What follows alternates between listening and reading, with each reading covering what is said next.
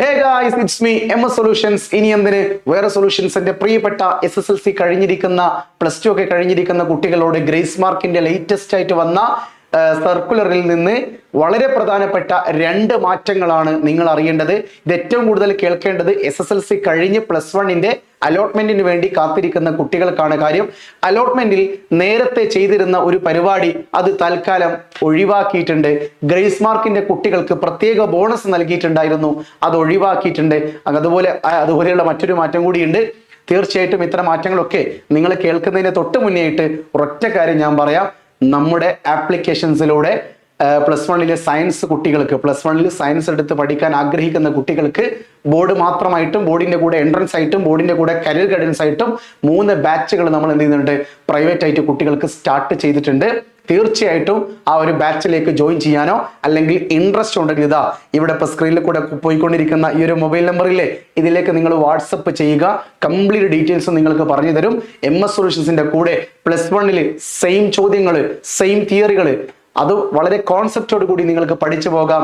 MSന്റെ prediction മനക്കിലേക്ക്, +1ന്റെ prediction മനക്കിലേക്കാണ് നിങ്ങളെ ഞാൻ private ആയിട്ട് ക്ഷണിക്കുന്നത്. നിങ്ങൾക്ക് പങ്കെടുക്കാം. ഉടൻ തന്നെ നിങ്ങൾ എന്ത് ചെയ്യുക, ഈ ഒരു ബാച്ചിൽ ജോയിൻ ചെയ്യുക.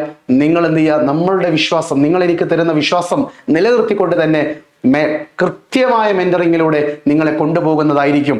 ഓക്കെ, സോ തീർച്ചയായിട്ടും ലേറ്റസ്റ്റ് ആയിട്ട് വന്ന 2 മാറ്റങ്ങൾ നോക്കുക. ഒന്ന്, ഗ്രേസ് മാർക്ക് കുട്ടിക്ക്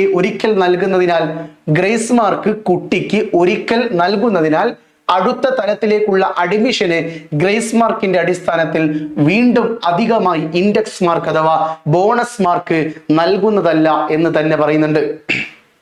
ഓക്കെ, അതായത് നിങ്ങൾ ഈ 10ാം ക്ലാസ് കഴിഞ്ഞ് +1ലേക്ക് അലോട്ട്മെന്റ് തുടങ്ങുന്ന സമയത്ത് അലോട്ട്മെന്റിന്റെ ഫോമിൽ നിങ്ങൾ കാണാൻ പറ്റും, ബോണസ് പോയിന്റിന് അർഹമായിട്ടുള്ള സർട്ടിഫിക്കറ്റുകൾ നിങ്ങളോട് കൊടുക്കാൻ പറയും. സർട്ടിഫിക്കറ്റിന്റെ കോപ്പിയൊക്കെ വെക്കാൻ പറയും. അപ്പോൾ അത് എന്താ പറയുക, ബോണസ് പോയിന്റ് അധികം വരുന്നത് നീന്തൽ സർട്ടിഫിക്കറ്റ്, സ്വിമ്മിങ് സർട്ടിഫിക്കറ്റിന് എന്തുണ്ട്, ബോണസ് പോയിന്റ് 2 ബോണസ് പോയിന്റ് ഉണ്ടായിരുന്നു. അതുപോലെ NCC, SPC, JRC, ലിറ്റിൽ കൈസ് എല്ലാ സംഗതികൾക്കും അതിൻ്റെതായ, ലിറ്റിൽ കൈസിന് 3 ബോണസ് പോയിന്റ് അങ്ങനെ വരുന്നുണ്ട്. ബാക്കിയുള്ളതിനൊക്കെ 2 ബോണസ് പോയിന്റ് വരുന്നുണ്ട്.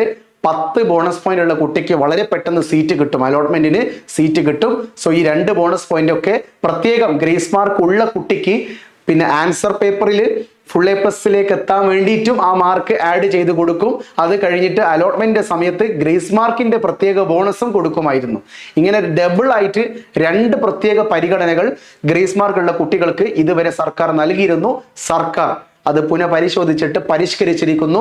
നിലവിൽ ഒരു തവണ ഗ്രേസ് മാർക്ക് നൽകിയതാൽ മതി, എന്ത് ചെയ്യേണ്ട, ഗ്രേസ് മാർക്കിന് പ്രത്യേക ബോണസ് പോയിന്റ് കൊടുക്കേണ്ടതില്ല എന്ന് സർക്കാർ തീരുമാനിച്ചിരിക്കുന്നു. പൊതുവിദ്യാഭ്യാസ വകുപ്പ് തീരുമാനിച്ചിരിക്കുന്നു.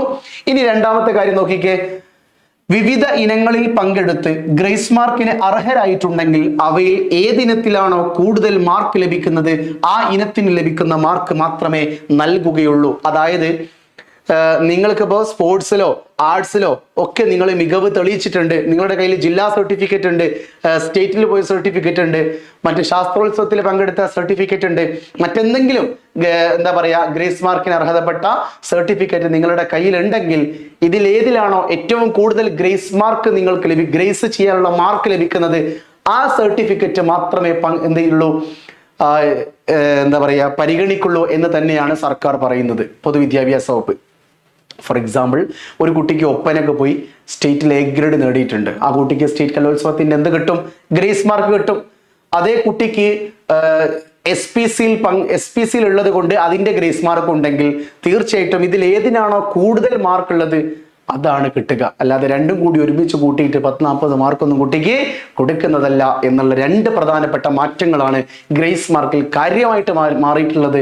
പക്ഷെ എങ്കിൽ കൂടി എനിക്കൊരു സങ്കടം എന്ന് വെച്ച് കഴിഞ്ഞാല്, ഞാനൊക്കെ JRCയിൽ പങ്കെടുത്ത ഒരാളാണ്. JRC എനിക്ക് അന്ന് ഗ്രേസ് മാർക്ക് ഇല്ല. ഇന്ന് ഗ്രേസ് മാർക്ക് 10 മാർക്ക് കൊടുത്തിട്ടേ ഉള്ളൂ. ബാക്കി എല്ലാത്തിനും 15 മിനിമം വരുന്നുണ്ട്.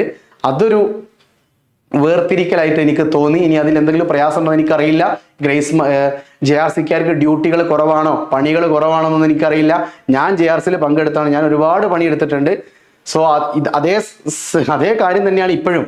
ആ വെള്ളയും കെട്ടി വരാൻ കുറച്ച് പണിയുണ്ട്, ചില്ലറ പണിയൊന്നുമല്ല. തീർച്ചയായിട്ടും JRCയിൽ പങ്കെടുത്ത കുട്ടികൾക്ക് 10 മാർക്ക് ഗ്രേസ് മാർക്ക് നൽകുന്നുള്ളൂ എന്ന് പറയുമ്പോൾ അതൊരു വേർതിരിക്കലായിട്ട് എനിക്ക് തോന്നി. നിങ്ങൾക്ക് എന്താണ് പറയാനുള്ളത് എന്നുള്ളത് കമന്റ് ബോക്സിൽ പറയട്ടോ. അപ്പൊ മറക്കണ്ട, MS സൊല്യൂഷൻസിന്റെ കൂടെ +1 സയൻസ് നിങ്ങൾക്ക് പഠിക്കാൻ താല്പര്യമുണ്ടെങ്കിൽ ഫുൾ ഔട്ട് ഓഫ് ഫുൾ ഞാൻ പറയുന്നില്ല, ഫുൾ A+ എന്ന് ഞാൻ പറയില്ല, 520ൽ 520 മാർക്ക് വാങ്ങാൻ നിങ്ങൾക്ക് താല്പര്യമുണ്ടെങ്കിൽ MS കൂടെ നിങ്ങൾ ഫിസിക്സ്, കെമിസ്ട്രി, മാത്സ്, ബയോളജി എല്ലാ വിഷയങ്ങളും പഠിക്കാൻ നിങ്ങൾക്ക് താല്പര്യമുണ്ടെങ്കിൽ എൻ്റെ പൊന്നു പ്രിയപ്പെട്ട ചെറുപ്പക്കാരി ഇതേ ഈ ഒരു സ്ക്രീനിൽ കാണുന്ന ഈ ഒരു മൊബൈൽ നമ്പറിലേക്ക് നിങ്ങൾ ഉടൻ തന്നെ വാട്സപ്പ് ചെയ്യുക. കംപ്ലീറ്റ് ഡീറ്റെയിൽസും ചോദിച്ചിട്ട് പാരന്റ്സിന്റെ സമ്മതത്തോടു കൂടി നിങ്ങൾ ഓൺലൈൻ ക്ലാസ്സിൽ പങ്കെടുത്തോ. MS ഉണ്ടടാ കൂടെ, പേടിക്കണ്ട. It's me MS solutions. ഇനി എന്തിന് വേറെ സൊല്യൂഷൻസ്. ബൈ.